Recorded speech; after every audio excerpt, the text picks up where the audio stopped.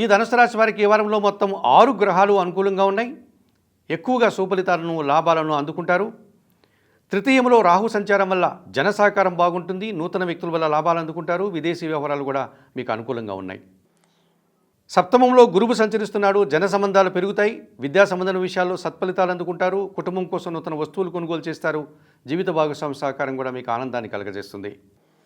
దశమంలో రవి సంచారం వల్ల అధికారుల అండదండలతో అభివృద్ధిని సాధిస్తారు. తండ్రి సహకారంతో ఆదాయాన్ని అందుకుంటారు. ప్రభుత్వం నుంచి కూడా సహాయం అందుకుంటారు. లాభములో కుజుడు సంచరిస్తున్నాడు. మీ ఆలోచనలు కొన్ని కలిసి వస్తాయి. సంతానం విషయంలో కూడా శుభలితాలు అందుకుంటారు. రియల్ ఎస్టేట్ రంగంలో పనిచేసే వారికి అధిక లాభాలు వచ్చేటువంటి వాతావరణం కనిపిస్తుంది.